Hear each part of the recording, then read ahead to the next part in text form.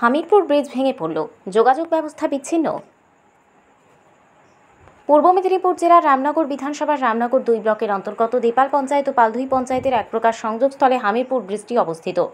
বহু পুরাতন ব্রিজটি 50 বছরের অধিক পুরনো ক্ষতবিক্ষত ব্রিজ, আর যখন তখন পড়ে যেতে পারে। এই অবস্থায় তার পাশে একটি নতুন ব্রিজের অনুমোদন হয় এবং নতুন ব্রিজের কাজ শুরু হয়। ব্রিজটির কাজের শুভ সূচনা করেছিলেন পশ্চিমবঙ্গ সরকারের কারামন্ত্রী অখিল গিরি। তার হাত দ্বারা কাজের শুভ সূচনা হয়েছিল। নতুন ব্রিজটি কাজ চলছে 2 বছর ধরে, সেই মতো কাজ হয়নি। এখন স্থানীয় ব্যবসায়ী সহ বিদ্যালয়ের ছাত্রছাত্রী, যানবাহন মালিক, বিভিন্ন প্রকার মানুষজন চিন্তিত ব্রিজটি ভেঙে গেছে, যোগাযোগ ব্যবস্থা বিচ্ছিন্ন। এই সময় পাশের বিদ্যালয়ে পরীক্ষা চলছে, ছাত্রছাত্রীদের প্রায় 10 থেকে 15 কিলোমিটার ঘুরে যেতে হবে। ব্রিজ ভাঙার খবর পেয়ে এলাকা পরিদর্শনে ছুটে আসেন পূর্ব মেদিনীপুর জেলা সভাধিপতি উত্তম বারিক। তিনি এসে বলেন, রাত্রি 8:30টার দিকে হামিরপুরের এই ব্রিজটি ভেঙে পড়ে। মানুষের জীবনযাত্রা ব্যাহত হয়েছে। নিশ্চিতভাবে আমরা পূর্ব মেদিনীপুর জেলা পরিষদ, বাংলার মামাটি মানুষদের সরকার, মুখ্যমন্ত্রী মমতা ব্যানার্জি মানবিক সারা বাংলার পাশে থাকেন। ডিএমকে জানিয়েছে ওনারা আসবেন, পরিদর্শন করে সদ্য যাতায়াতের জন্য কাঠের ব্রিজ জেলা পরিষদ করবে এবং শীঘ্রই কাজ চালু হবে।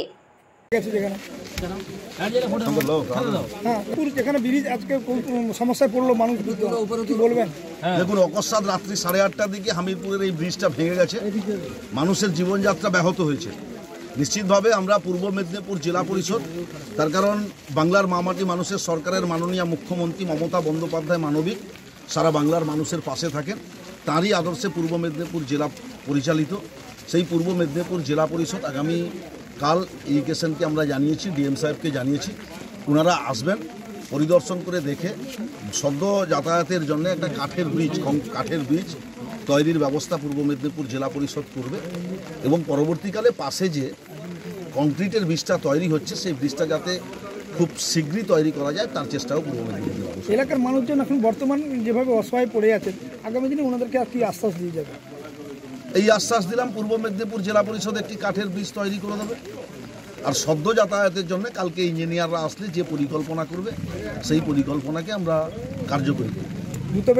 উপস্থিত হয়ে রামনগর 2 পঞ্চায়েত সমিতির সভাপতি অনুপ গিরি বলেন, আমি পঞ্চায়েত সমিতিতে বসেছিলাম।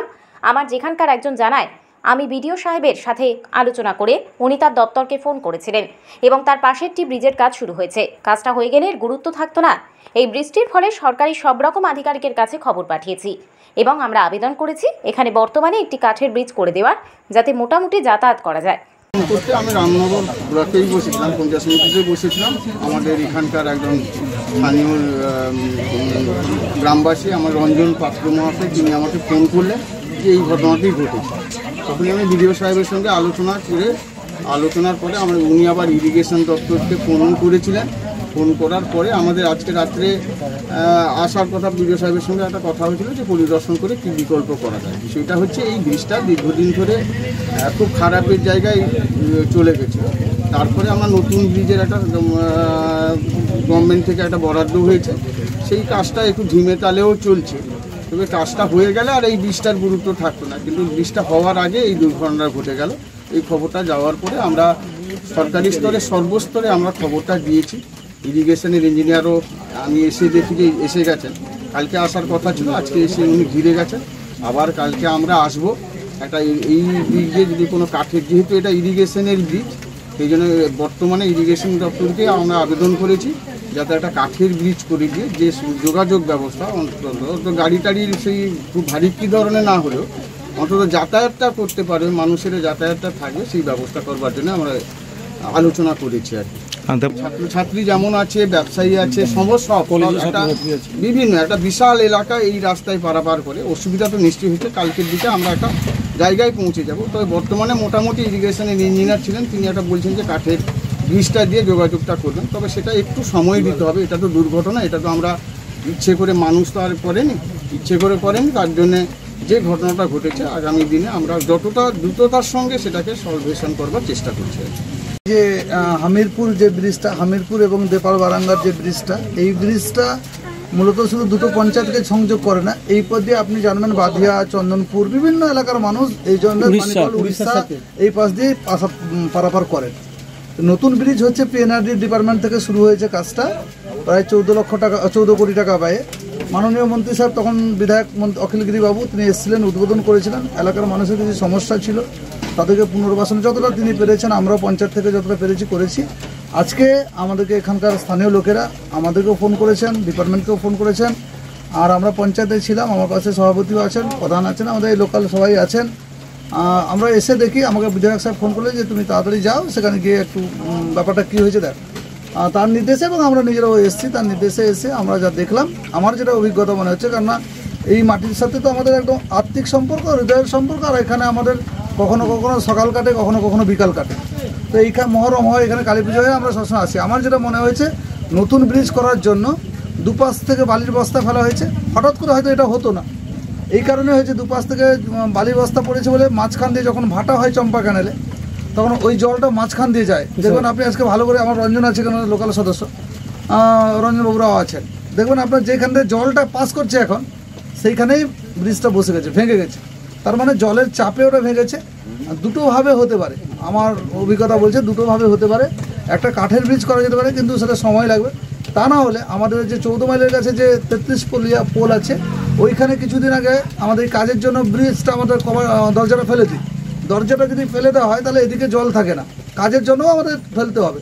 তাহলে ওই সময় যদি বালির বস্তা ফেলেও আমরা যোগাযোগ করতে পারি। যাই হোক, কালকেও আমার বিধায়ক সাহেব আসবেন, আমাদের বিধায়ক সাহেবের আজকেও নেতৃত্বরা এসেছিলেন, সবাই এসেছিলেন, আমরা সবাই দেখেছি বিষয়টা, আমরা খুব গুরুত্ব সহকারে দেখছি এবং আমরা যতটা সম্ভব আমরা চেষ্টা করব যাতে এই সমাধানটা করার জন্য। দেখুন, আমাদের মামাটি মানুষের নেত্রী মুখ্যমন্ত্রী মমতা বন্দ্যোপাধ্যায় যারা দল করেন, সে সরকারি হোক আর বেসরকারি হোক, আমরা সবাই ছুটে এসেছি। আমরা সবাই এসেছি, জেলা সভাধিপতি এসেছেন, ভালো, আমিও শুনলাম এসেছেন, ভালো লেগেছে। এটাকে পরিদর্শন করলেন, কি বলবেন? ভেঙে গেছে পুল দেখলাম, ওটা কালকে বিধায়ক সাহেব আসবেন এবং আমাদের বিডিও সাহেব আসবেন, সভাপতি আসবেন, সবাই মিলে ওটা আমরা সকালে কাঠের পুলের ব্যবস্থা হবে, তাহলে বালি বস্তা দিয়ে কী করা যায় ওটা ব্যবস্থা করা হবে, দেখে পরিবেশন। নামটা আপনার কোন পথে আছেন? আমি দেপাল অঞ্চলের প্রধান শ্রীমান। লোকাল মানুষের ডাকে আমি পৌঁছেছিলাম, এখানে পৌঁছেও দেখেছি এখানে হামিরপুর ব্রিজের যে অবস্থাটা, বর্তমান যে পরিস্থিতি খুব বিপজ্জনক। যেহেতু আগামী দিনে এই ব্রিজ থেকে হাজার হাজার ছেলে স্কুল কলেজে এখান থেকে যাতায়াত করে, তাদের স্বার্থে এবং তাদের ভবিষ্যতের জন্য এই ব্রিজ ইরিগেশন দপ্তরকে অনুরোধ জানাই এবং রাজ্য সরকারকে অনুরোধ জানাই যাতে এই ব্রিজ তাড়াতাড়ি সারানো যায়। সারাতে গেলে দীর্ঘ সময় লাগবে, তাই যত তাড়াতাড়ি সম্ভব এখানে গেট আছে, গেট বন্ধ করে জলটাকে লক করতে হবে, যে বর্তমান বালি ফেলে যাতায়াতের যে ব্যবস্থা করতে হয় তাড়াতাড়ি করার জন্য অনুরোধ জানাই। খুব আশ্চর্যজনকভাবে এখানে আমি দেখলাম, এখানে সবাই উপস্থিত আছে। আমি এখানকার